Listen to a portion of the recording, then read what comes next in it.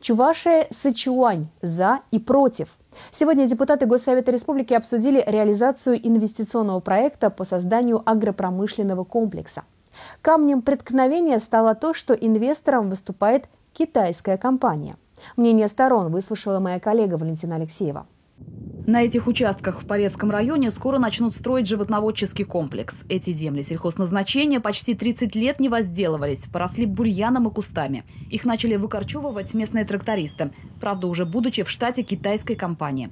По сведениям Минприроды, при расчистке полей земли лесного фонда затронуты не были. Заброшенные участки республика предоставила китайской компании через аукцион в аренду на 25 лет.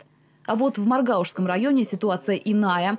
Там предприниматели из Поднебесной купили землю у частной компании без согласования с республиканскими властями. Правда, приобретенные 4 участка официально относятся к землям населенных пунктов, а значит, использовать их можно под жилищное строительство.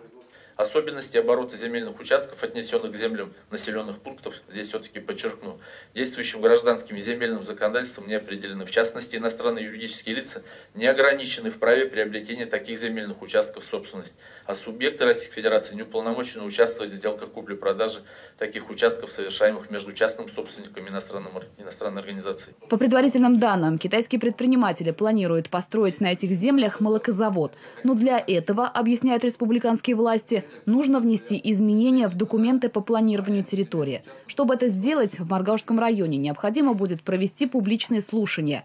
Депутатов Госсовета Чувашии интересовало не только то, учтут ли мнение жителей республики, но и почему участки отдали в аренду именно представителям КНР и как они будут относиться к чувашской земле. Я, конечно, за то, чтобы в республику поступили инвестиции. Но я прежде всего хотел бы, чтобы эти инвестиции, эта помощь поступала прежде всего от наших замечательных сельхозпроизводителей. У нас на территории республики есть мощные предприятия. Может, средства массовой информации немножко преувеличивают, но нас пугают, да, что они там удобрения какие-то вкладывают, там обрабатывают не так, экологию нарушают и так далее.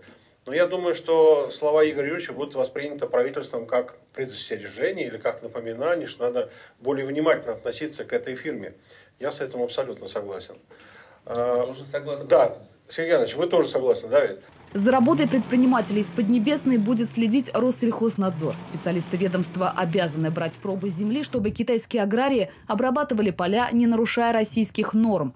А что касается передачи в аренду дополнительных участков, то этот вопрос закрыт до тех пор, пока республиканские власти не увидят, как реализуется первый этап проекта по созданию агропромышленного комплекса Чувашия-Сычуань.